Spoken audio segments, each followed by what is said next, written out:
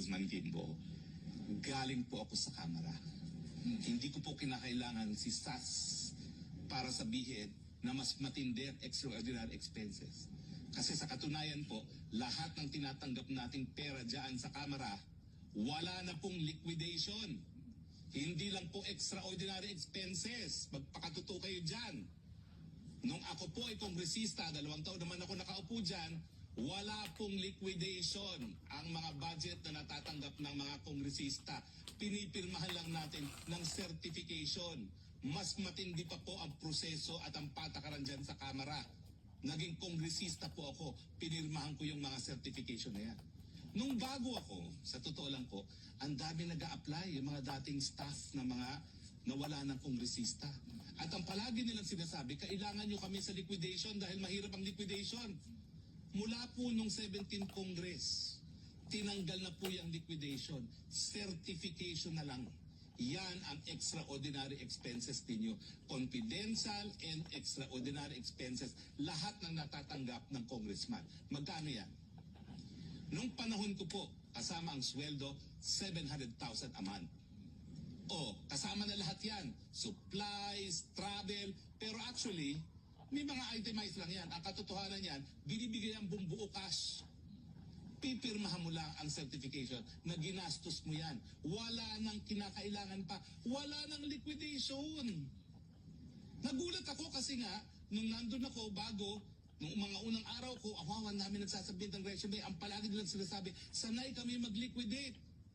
Tinanggal na po lahat yun mula nung 17th Congress. Lahat po ngayon, confidential fund, lahat yan, miscellaneous expenses sa Kamara.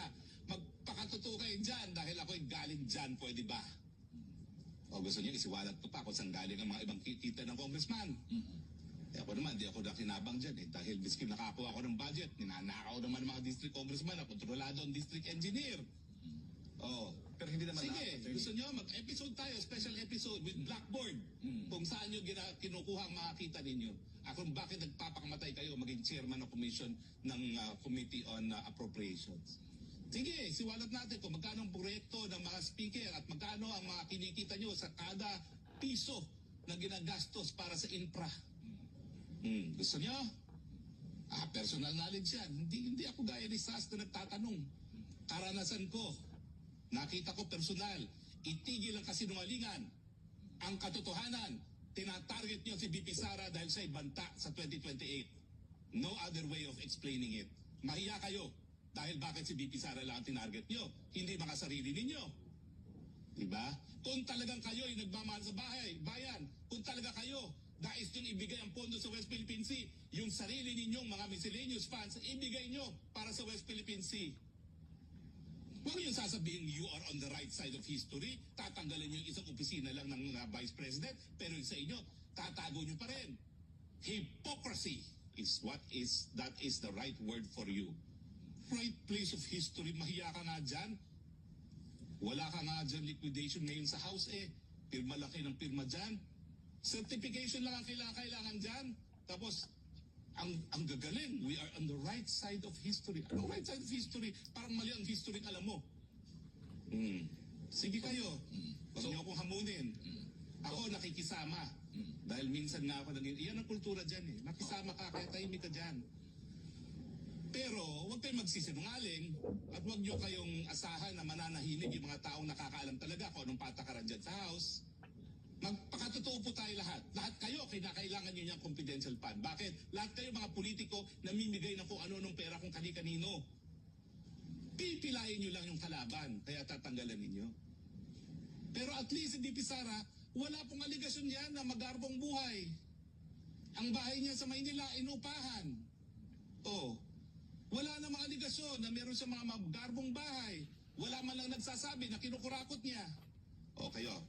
Gusto niyo ba, mga congressman? Siwalat natin lahat. Tigil po ang hypocrisy. Magpakatotoo kayo lahat dyan. At saka, dapat sundin natin yung tinatawag na due process of law, equal protection of the law. Kung tatanggalin ang confidential funds dahil kinakailangan doon sa West Philippine Sea, lahat tanggalin. Huwag mag-single out ng isang opisyalis lamang dahil pag nag-single out, obvious na mumuliti ka. At pwede ba, sa panahon na pumutok na naman ang labanan sa Israel at Middle East, na alam natin na baka magdoble na naman ang presyo ng gasolina dahil dyan, itigil na muna yung pamumulitika. Ako, umakit ako sa entablado ni PBBM na talaga ang pamilya, linabanan ko. Bakit? Dahil naniwala ako na sa dami ng problema ng COVID, ng Ukraine, kinakailangan talaga yung pag-iisa na yan. Bakit yung sisirain yung pagkakaisa na yun? Hindi naman kayo umakit dyan sa entablado na yan. Itigil yan, mahiya kayo. Sa panahon na ang daming paghamon, uunahin nyo ang inyong mga personal na ambisyon. Nasaan ang kaluluwa ninyo? Meanwhile, pwedeng magdoble na naman ang presyo ng gasolina. Uunahin nyo yung, idadivert nyo yung issue dahil wala kayong magawa sa pagtaas ng mga presyo ng bilihin. Pupuruhan nyo yung kalaban nyo sa 2028. Mahiya kayo! Bagay, wala naman talagang hiyanan sa politika. Yan ang katotohanan.